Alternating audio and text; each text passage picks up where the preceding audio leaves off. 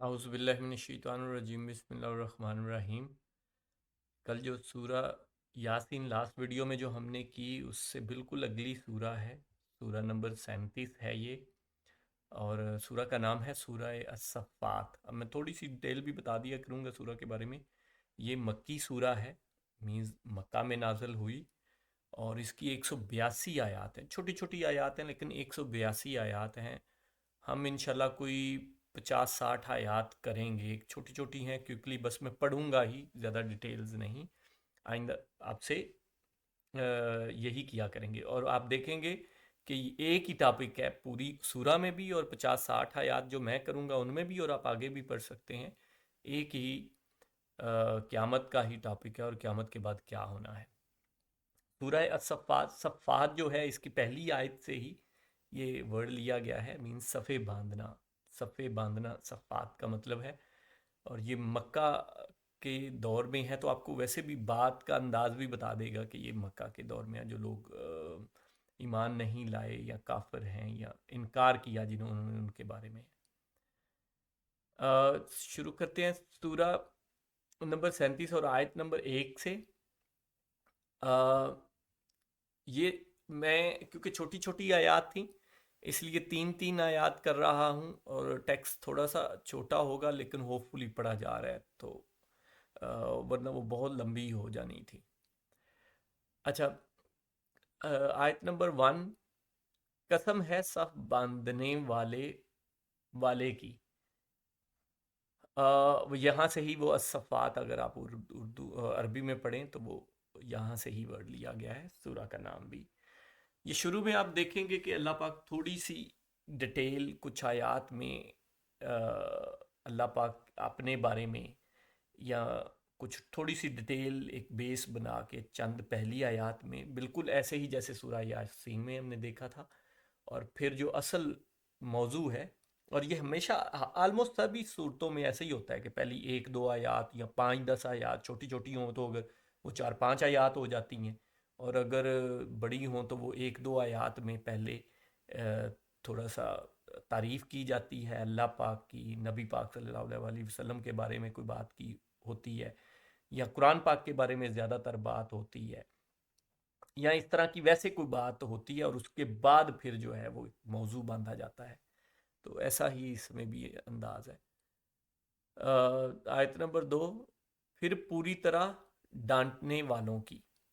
آیت نمبر 3، پھر ذکر اللہ کی تلاوت کرنے والوں کی، مینز قرآن پاک کی تلاوت کرنے والوں کی۔ یہ قسمیں اللہ پاک کو اٹھا رہے ہیں۔ آیت نمبر 4، یقیناً تم سب کا معبود ایک ہی ہے۔ وہ قسمیں کس بات پہ اٹھائی جا رہی ہیں؟ کہ معبود ایک ہی ہے، توحید کے بارے میں، اللہ کے سوا کوئی اور معبود نہیں ہے۔ آیت نمبر 5، آسمانوں اور زمین اور ان کے درمیان کی تمام چیزوں اور مشرقوں کا رب وہی ہے۔ ساری ڈیٹیل بتا دی۔ آیت نمبر 6، ہم نے آسمان دنیا کو ستاروں کی زینت سے آراستہ کیا ہے۔ آیت نمبر 7، اور حفاظت کی سرکش شیطان سے۔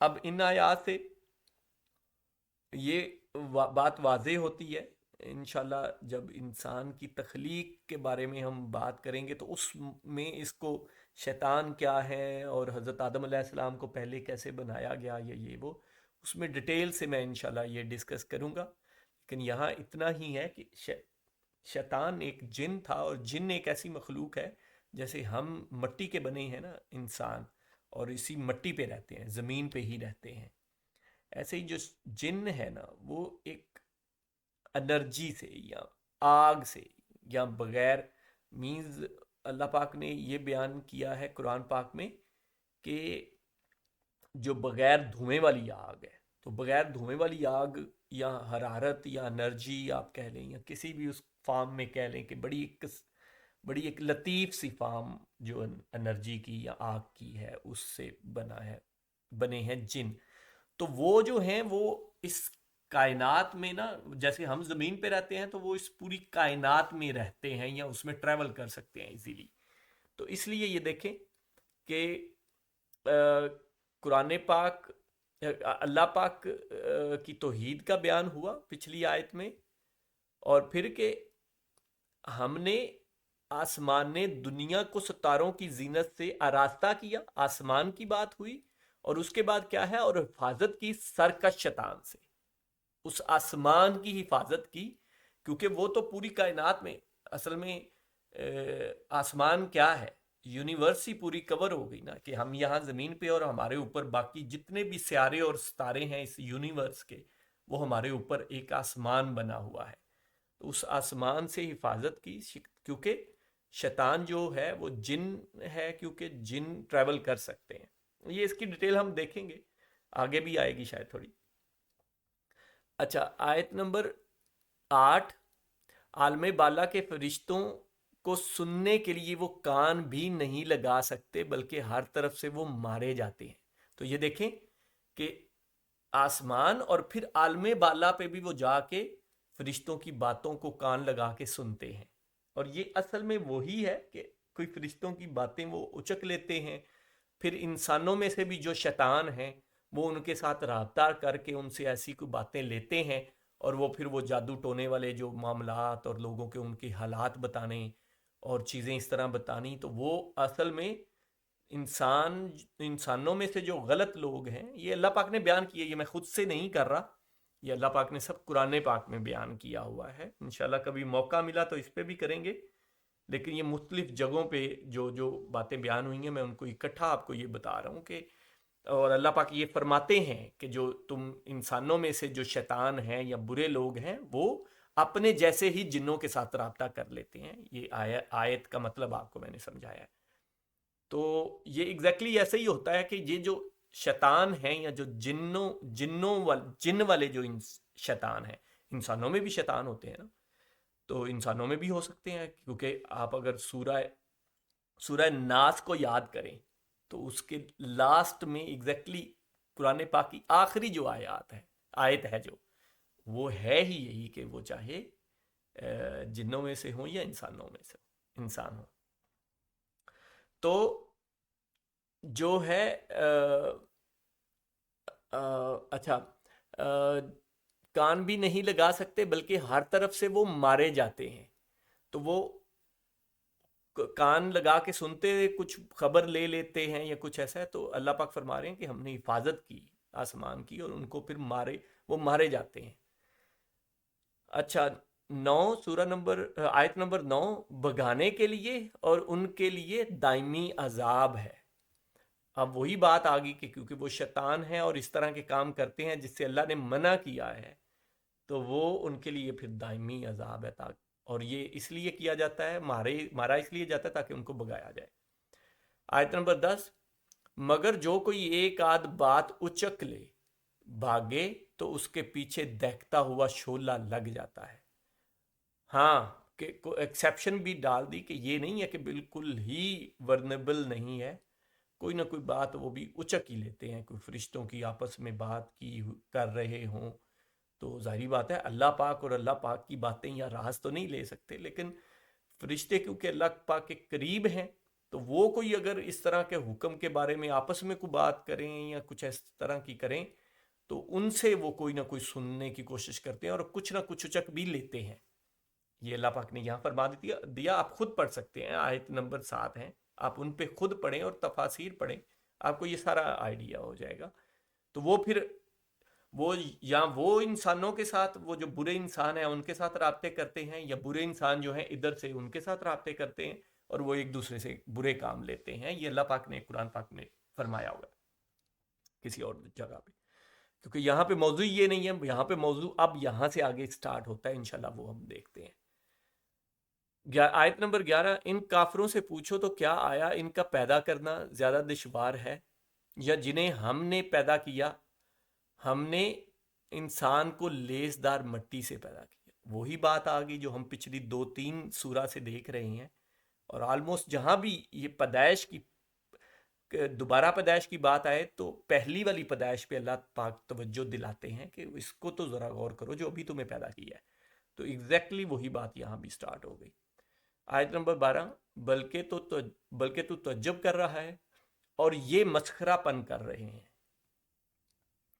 آیت نمبر 13، اور جب انہیں نصیحت کی جاتی ہے یہ نہیں مانتے۔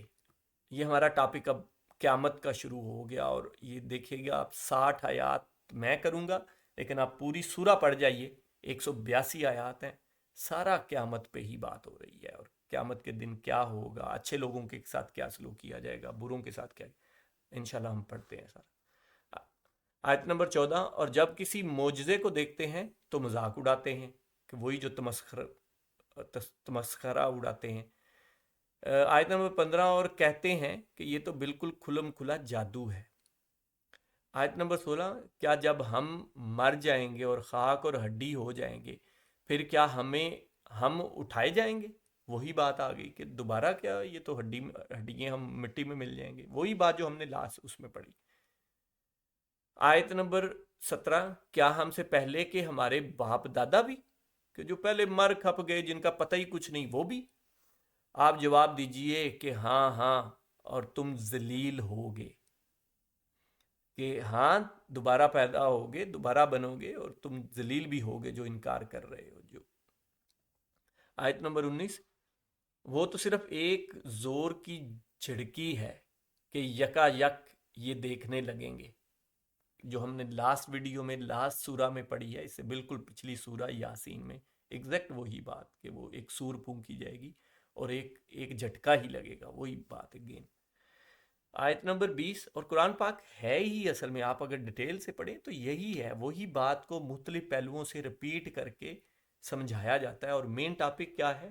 توحید پہ قائم رہو، شرک نہ کرو، اس تمہارا اور اس کائنات پوری کا ایک خالق اور مالک ہے، اس کی بات مانو، کیونکہ ایک دن اس کے سامنے پیش ہونا ہے اور ہر بات کا جواب دینا ہے۔ یہ مین موضوع یہی ہے، اسی کی ڈیٹیلز، اسی کی باتیں، وہی باتیں رپیٹ مختلف پہلوؤں سے سمجھائی جاتی ہیں، اور مین اس سب میں یہی ہے کہ پیش ہونا ہے اس خالق کے سامنے، تم نے ہر چیز کا جواب دینا ہے، وہ ہم پڑھ رہے ہیں۔ آیت نمبر 20، اور کہیں گے کہ ہائے ہماری خرابی، یہی جزا کا دن ہے۔ اس دن مان جائیں گے کہ یہی جزا کا دن ہے۔ اب جزا کے دن کی ڈیٹیل آگے، پیچھے ساری بیس بنی، اور اب آگے ایک آپ پڑھتے جائیے گا، 100 آیات جو ہیں وہ اسی پہ ہی ہیں بس۔ اب 21 نمبر آیت، یہی فیصلے کا دن ہے جسے تم جھٹلاتے رہے۔ آیت نمبر 22، ظالموں کو اور ان کے ہمراہیوں کو اور جن کی وہ اللہ کے علاوہ پرستش کرتے تھے۔ آیت نمبر 23، جمع کر کے انہیں دوزخ کی راہ دکھا دو۔ آیت نمبر 24، اور انہیں ٹھہرا لو کہ ان سے سوال کیے جانے والے ہیں۔ آیت نمبر 25، تمہیں کیا ہو گیا ہے کہ تم ایک دوسرے کی مدد نہیں کرتے؟ آیت نمبر 26، بلکہ وہ آج فرما بردار بن گئے۔ آیت نمبر 27، اور ایک دوسرے کی طرف متوجہ ہو کر سوال و جواب کرنے لگے۔ آیت نمبر 28، کہیں گے کہ تم تو ہمارے پاس ہماری دائیں طرف سے آتے تھے۔ آیت نمبر 29، اور جواب دیں گے کہ نہیں، بلکہ تم ہی ایمان والے نہ تھے۔ آیت نمبر 30، اور کچھ ہمارا زور تو تم پر تھا نہیں، بلکہ تم سرکش لوگ تھے۔ تو یہاں پہ بیان یہ کیا جا رہا ہے کہ جب جزا کا دن دیکھ لیں گے تو کہیں گے کہ یہ تو سچ ہو گیا، اور ان لوگوں کو پھر کہیں گے، پکڑیں گے کہ جو ان کو سرکش کرتے تھے یا گمراہ کرتے تھے، یا جن کی وجہ سے وہ کہتے تھے ہم چھڑا لیں گے، ہم سفارشی ہیں، ہم سفارش کر لیں گے، یا ہم فلانے بڑے پہنچے ہیں تو ہم یہ کر لیں گے، تو وہ پھر ان سے پوچھیں گے کہ بھائی تم تو یہ کہتے تھے، تو وہ آگے سے پھر جواب دیں گے، بہانے کریں گے کہ نہیں، تم خود ہی سرکش تھے، تم خود سرکش لوگ تھے، ہم نے نہیں تمہیں کیا، وہ مکر جائیں گے۔ آیت نمبر 31، اب تو ہم پر ہمارے رب کی یہ بات ثابت ہو چکی کہ ہم چکھنے والے ہیں۔ آیت نمبر 32، پس ہم نے تمہیں گمراہ کیا، ہم تو خود بھی گمراہ ہی تھے، وہی بات جو آپ کو بتائی۔ آیت نمبر 33، تو اب آج کے دن تو عذاب میں شریک ہیں۔ آیت نمبر 34، ہم گناہگاروں کے ساتھ اسی طرح کیا کرتے ہیں، ہم یہ اب اللہ پاک فرما رہے ہیں کہ ہم گناہ گاروں کے ساتھ اسی طرح کیا کرتے ہیں، اور وہ ہیں کہ جب ان سے کہا جاتا ہے کہ اللہ کے سوا کوئی معبود نہیں تو یہ سرکشی کرتے ہیں۔ یہ وہ لوگ ہیں جو سرکشی کرتے رہے ہیں، اور کہتے تھے مینس توحید پہ قائم رہنا ہے، شرک نہیں کرنا، یہ میں آلریڈی بتا چکا ہوں۔ اور کہتے تھے کہ کیا ہم اپنے معبودوں کے ایک دیوانے شاعر اپنے معبودوں کو ایک دیوانے شاعر کی بات پر چھوڑ دیں؟ کہ نبی پاک صلی اللہ علیہ وسلم، آپ کو پہلے کنٹیکس سورہ کا بتایا نا کہ مکی سورہ ہے، اور وہ لوگ اس طرح کی، مکہ کے لوگ جو تھے، وہ جو کافر تھے، جو نہ ماننے والے تھے، مشرک تھے، وہ اس طرح کی نبی پاک صلی اللہ علیہ وسلم پہ اس طرح کی باتیں بناتے تھے کہ وہ شاعر ہے، دیوانہ ہے، یہ وہ اس طرح کی، نعوذ باللہ۔ آیت نمبر 37، نہیں نہیں بلکہ نبی تو حق لائے ہیں اور سب رسولوں کو سچا جانتے ہیں۔ یہ اب اللہ پاک جواب دے رہے ہیں انہیں کہ وہ تو حق پہ ہیں۔ آیت نمبر 38، یقیناً تم دردناک عذاب چکھنے والے ہو۔ آیت نمبر 39، تمہیں اس کا بدلہ دیا جائے گا جو تم کرتے تھے، اسی کا ہی بدلہ ہوگا جو تم کرتے تھے۔